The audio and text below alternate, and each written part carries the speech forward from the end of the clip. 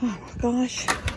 Levi acts like he's starving to death. You all know he's not starving to death because he eats all day long. All right, there's something going on with this light. It comes on, it goes off. It's got an eye, and I know that if this light right here, I know that if I do it up like that, it reflects off of the tin and it won't stay on. But ever since I've been out, and I don't leave it up like that, I leave it down like this. But since it's been going on and off all afternoon. And I don't know why it's hot because, oh, it's a hot light. All right, I need to find a different light bulb, but I'll do that in a minute. I don't need to waste that out here. That needs to be a 7-year bulb. Like that one over there that hasn't, I think I've put that bulb in there about 5 years ago. Still going. Okay. So I cleaned up the back deck. This is so sad. All them poor ferns. All my lights are lit up. They look pretty. I know that there's many lights and many containers because as of right now, we don't have anything in any of these containers, but I did buy some seeds, some like a wildflower seed mix that I plan to put in almost all of these big containers that sit on the ground. All right, so Molly's been fed for the evening.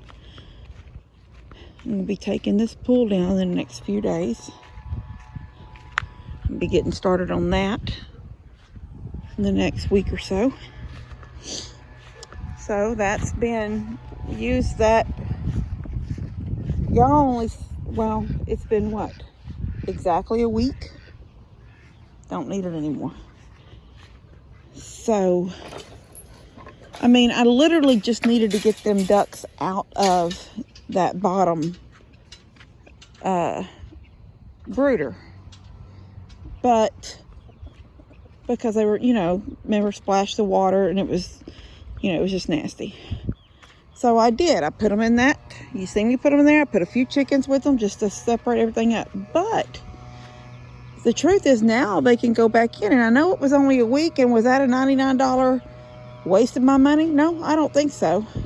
I'll stick that over to the side. I can even take the screws out of it and bring it back down to just, 4, 1, 2, 3, 4, 5 pieces like it came packed, and just be ready to use it again if I ever need to.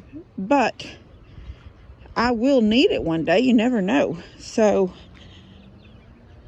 all the stinging grass, there's a little bit left, but most of it's gone in here.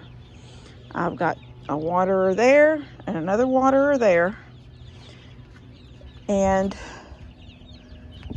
the ducks and those few chickens are back in here. This is where, now, from now on until Jamie comes to get hers, or what she's taking with her, this is where they will live. Here and here during the day. So in the mornings when I come out to feed Molly and the goats and the chickens, I will step in here in this gate. I will open that little door right there, back, and they will run out down their little walkway. I will take, that's a 2x4 I put in here for a roost. When my chickens, the ones that are out here now roosting on the fence, when they were their age, I put this roost in here and then another 2x2 up here. I'll take those out. They don't need that right now. Or finagle something. Or see, I didn't even cut those. When I came out and made these roosts really fast, the boards were the length that they already were. That's why that one's going cockeyed like that, and that one's going cockeyed across there like that, down there. Because I needed a board, I needed a post to screw to, straight across, pushed into the fence. They were too long, but at an angle they worked. So I will come in here and finagle this a little bit different, because as they get older, they're not going to want to roost in there Well, truth is, Jamie will come get her at some point, and I won't have all them roosting. But my guys, now this is what I did up here. I took out the divider, so they have the whole top section now to themselves. They can go all the way to the back, just like these go all the way back there. These can go all the way back there, and then they still have the little hot light on them. They can sleep right underneath it, and they'll be warm enough. And they still have the plastic up on this one and the plastic here. There's a little bit of an airflow right here at the bottom, just to make sure they don't get too hot. And then I gave them a bigger waterer. So chickens are set. Oh my gosh, I got locked in there today. Steph had to get me out. That was horrible. I tighten this now, but one of the ducks had string. I have it hanging right there. So that string, it's a feed sack string. One of the ducks had that wrapped around her foot. And I got her to run in there, and then I pulled this piece up down here. Remember how I did this so it didn't go up and down? So I pulled that up so she was forced to stay in there. And then I went in, and this thing slid down behind it, but it didn't even, I could have done it here if it was stayed up, but it was so loose that it fell this way. And my arm was not long enough to go over this and reach and get it there and pull it back up. I've tightened it since with the drill, so now the screw is tighter. But praise God, Steph was out there, and as I hollered, she was going that direction to do something at her house, but she came back. Anyway, I cleaned up a little bit. There's a little bit more. See, this is what I've got to do. I can do this now. I don't really mean to throw these down. It's not on purpose. They end up falling off the bags, and I don't pay attention as I'm taking the bags out of here. And I've got to stack those bricks. I stacked the little ones against the wall over there that I was using to go around the perimeter of that little cage. I got to stack these up. And I'm still debating on this chicken yard. I'm trying to think, if Jamie comes and gets every one of her chickens, then that would put me back, because I wasn't planning to have any other chickens than the ones I ordered. So I have 16 up there in the top. I believe it's 16. I don't know. I can't remember now. And then I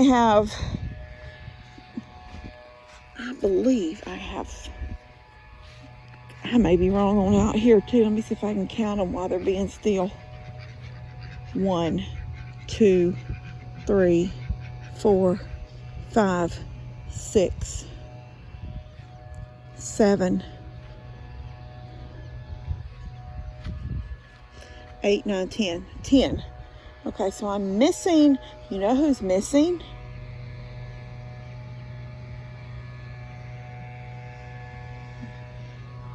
Let me look in here. There's 10 out here. There's usually one black one and a buff one in here. There may not be tonight, but there usually is. Oh yeah, there she is. Yeah, 10. There's the buff, and there's the black one. 11, 12.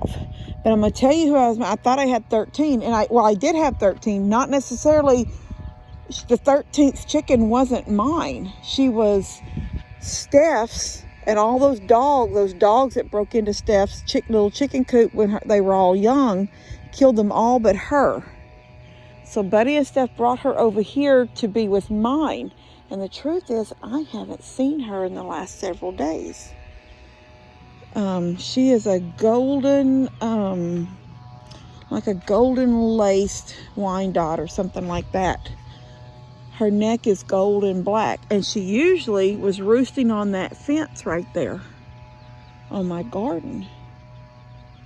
Yeah, she's not out here. I know Steph didn't take her back. She's just not out here. So something snagged her. Well, I hate that. She was one, because she was raised up there in the front by by Steph's raised beds. That's where their little house was when they were all killed. She tended First off, she was alone for a little while because I think she was a little bit hurt, and then she lived through it. I think when they finally, after everything else was dead, she was the only one alive, they left her, they fixed her yard and kept her in it for a little while, but she was alone. They finally let her out. She eventually, I don't know if they brought her over here or she migrated over here, but she was used to being alone so much that sometimes in the front yard, like in the mornings when I would get up, she would be out there in the front yard all by herself doing, scratchy things like chickens do, but she would be by herself. So it's sad, but she was already used to sort of being alone because her flock, she didn't have a flock. She sort of came with them, and she did hang with them. I mean, she had started eating in here with them. And like I said, at night she was roosting, though, with all of these guys roosting together some way or another in their little cliques. She would roost by herself over there, which is sort of sad, but I couldn't make her, roost with them. And now I don't even know where she's at. So that sort of makes my heart hurt for her. But yeah, so let's just say I have 12 chickens, 12 laying chickens. All of these chickens lay.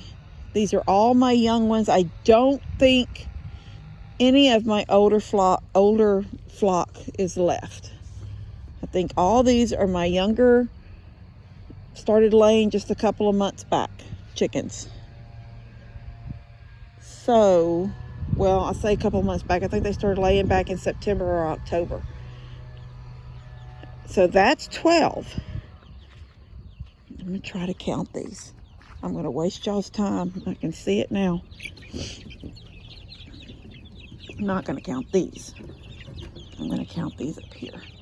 See if I can without them going crazy.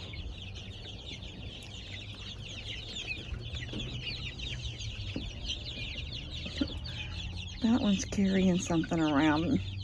That's funny. It's going to be hard to count them. I don't want them to jump. 1, 2, 3, 4. 1, 2, 3, 4, 5, 6, 7, 8, 9, 10. I can't count them. I think maybe it's 20. I can look. I've only had one die. Only one passed away. She got smashed. Like they all laid on top of her one night. So I've only lost one out of my chickens that I bought. Not out of these. I can go back and look and see what they move so fast. 1, 2, 3, 4, 5, 6, 7, 8, 9, 10, 11, 12, 13, 14, 16, 17, 18, 19. Yeah, I must have ordered 19. Ordered 20. I think I'm counting 19. So let's just say 19 and 12. That's what my little flock will be.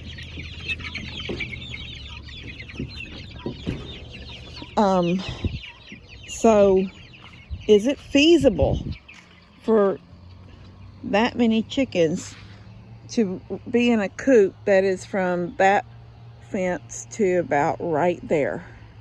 This is their yard from here down and all the way over to that fence. That's their yard.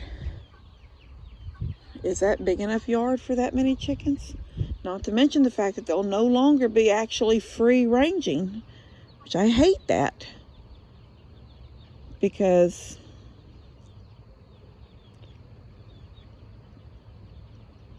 you know what? If I do all that work and make this yard smaller and lock them in it, then there's no need to clip their wings because they won't be able to get out. But if I clip their wings, they'll be forced to come back into the coop at night because they won't be able to fly up on the fence. I can start locking them back up again at night, completely safe inside this coop. But they can have, if the fences are all nice and tidy and rails at the bottom that they can't climb.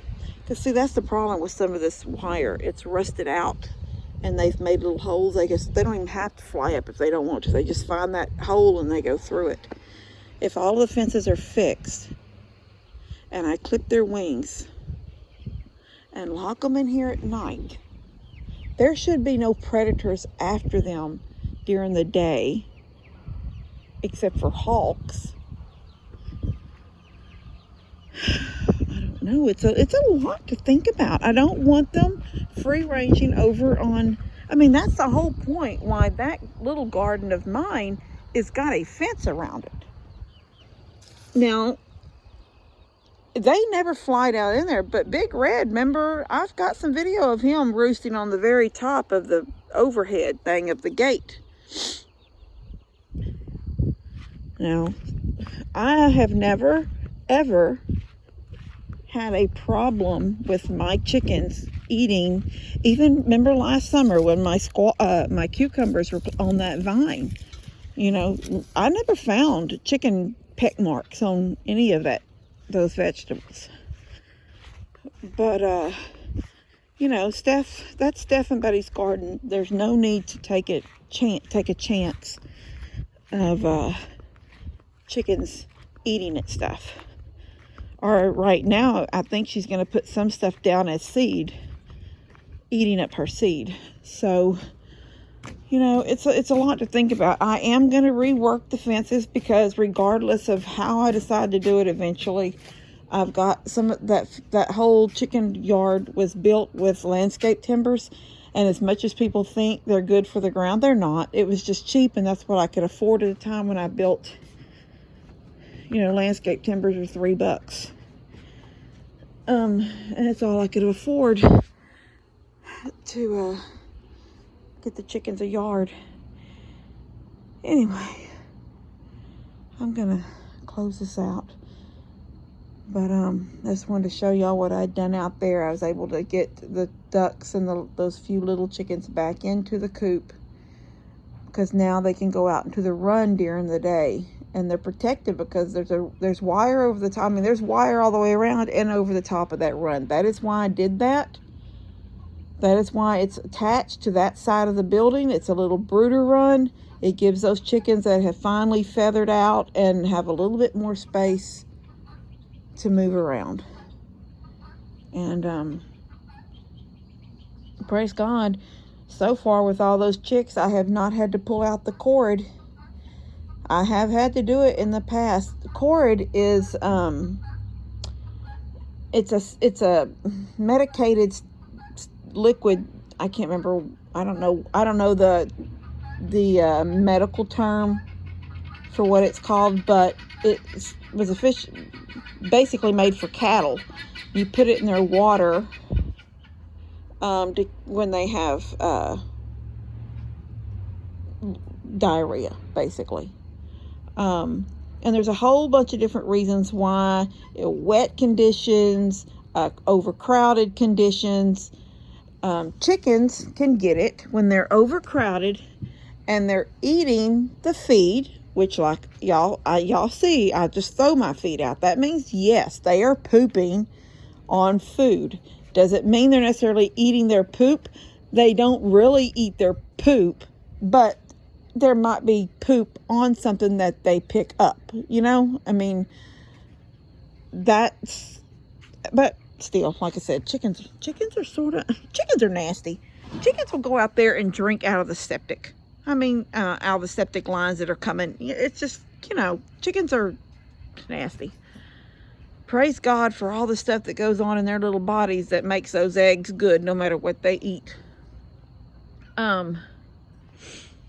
But, what was I saying? I have had in the past, before I had the brooder on the side of the building, I've done chicks and didn't get them separated fast enough and had it be overcrowded, where I maybe have lost one or two, but I was able to get the cord in their water fast enough that I didn't lose any more. And what I would do was, when I would see a couple of them all puffed up, like they're, you know, just like birds, they puff their feathers up to keep warm. When they start doing that, if it's not really cold, you know, we're not talking about when it's cold weather and they're puffed up to keep warm. We're talking about it's warm and they're puffed up. Then that means they're sick. So I would pull them from the flock, separate them into something else. But see, now that's a perfect thing out there. That little run I bought, that'll be perfect for some situation like that. But you separate them and you start feeding them. You start putting it in your chicken water for the chickens that are still healthy, just for precaution. But you want to make sure that that's the only water that they have access to, because they need to get that medication in them. And the same way with the ones that you separate, you feed and you water them separately, you know, in their own little space until they're well, or sadly they may die. But I haven't, like I said, I have gone out and found a chicken, a little chick dead, and then noticed 3 or 4 puffed up ones, and that's when I think, oh my gosh, they're a little bit overcrowded. Plus, chickens can be mean when they get overcrowded. They can start pecking, and if you've got one that's a little bit slower or smaller, they can peck it to death. Chickens are rough. So anyway, that's what I've done out there. I've made it where they can go out into the run now. So in the mornings when I come out, I can hear Minky lapping at her water. When I come out in the mornings, I will open that little side door, and those chicks on the bottom that are not quite, they're probably, I would call them the tweens. They're not teenagers yet, but they're not babies. And they'll be able to have access to that little bit of a yard right there beside them. And with the ramp and the door open, they'll be able to, if it starts raining in the middle of the day and I'm not here, they'll know they can go right up that ramp and into their house. So anyway, all right, love you guys. God bless y'all.